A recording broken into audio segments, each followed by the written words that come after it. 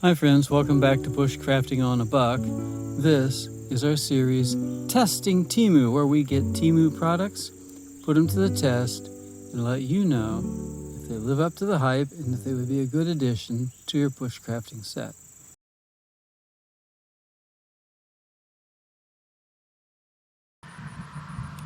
Okay, real quick, you can hear me, right, Di? Yes, I can. Awesome, off we go.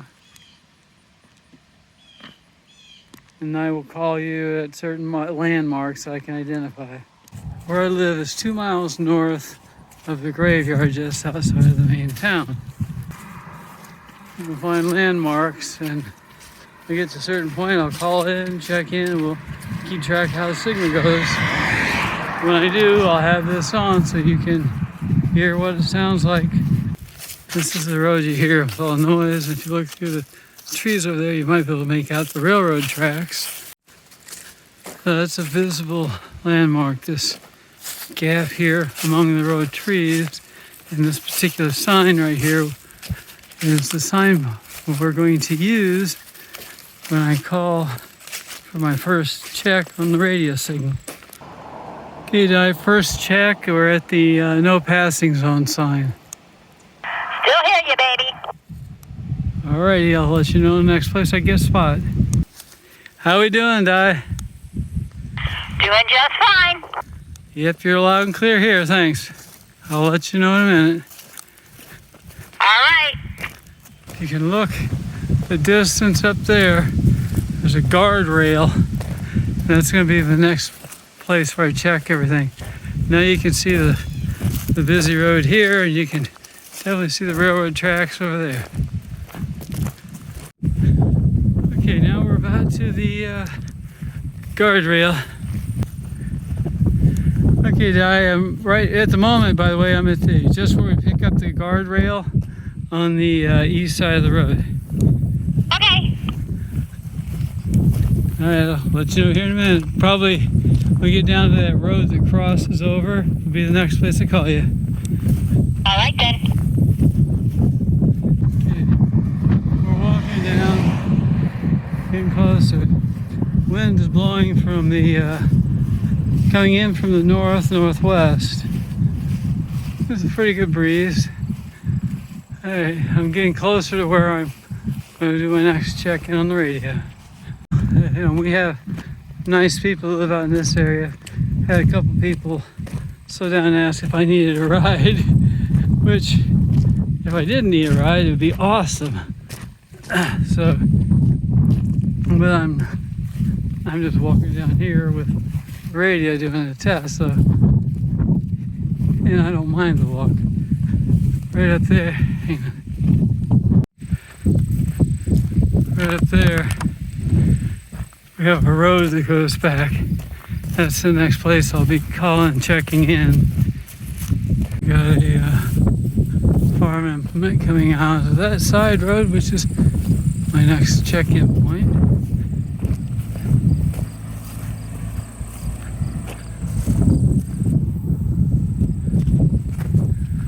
Here we go, crossing the road while I can. Get a good look at those railroad tracks.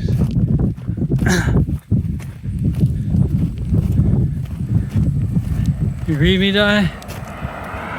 I did. Okay, well, I'm right at the road that, crosses off over the railroad tracks. I'll give you another call here in a few. All right. I'm guessing my next place, it's not that far from that road, will be when I get down here to that cell phone tower. Well, there's something I didn't expect to find on the side of the road. So it's missing its sink it, but the treble hooks, I'll have to do something with them. So I can't just leave those for somebody to find with the tires or whatever.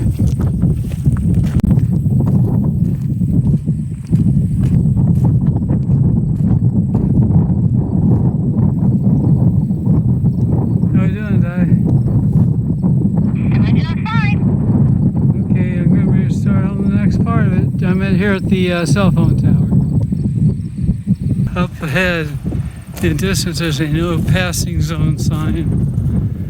I think that's where I will do my next check-in.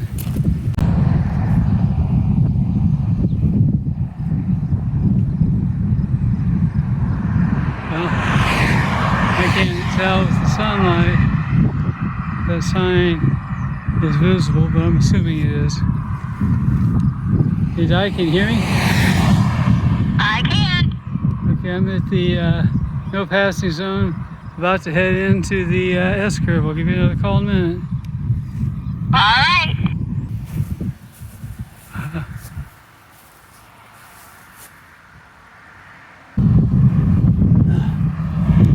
How are we sounding now, Di? Still doing okay. Awesome. Well, I'm about to get into the S-curve. I'll call you when I get to the road and head into the cemetery. If everything sounds good, then I'll have you come grab me. All right, hon. Thanks. I just checked in where there's that sign, and where everything sounded good. Over there, you can see this graveyard. When I get over there, I'll have her come pick me up, and we'll check the actual distances from the markers on the way back. I can't identify what we're looking at. That's a soybean field, just FYI. We got other wild grains. Lamb's quarter. We can harvest the seed. Yeah, there's one from South America, first cousin of this, and his seeds are bigger than this. So that's what we know is quinoa. Right up here, you can see this road turning. I'll take that down. When I cross the road that heads back to Southwestern Archery, I will call for her to come up so we can measure the drive back. Because we have our landmarks. You know, as long as I've been here, I don't think I've ever noticed that trash can getting cool enough. Can you hear me all right, Di? Yes, I can. Okay, I can hear you just fine. There's just a very slight bit of scratch from where it was. I'm just ready to cross the road that would go back to Southwestern Archery. So why don't you head on down? All right. On my way. Thank you. This is a very old graveyard. And if I would walk around and shoot a bunch of the stones, you get a feel for how old this town is, this community. What I wanted to show you now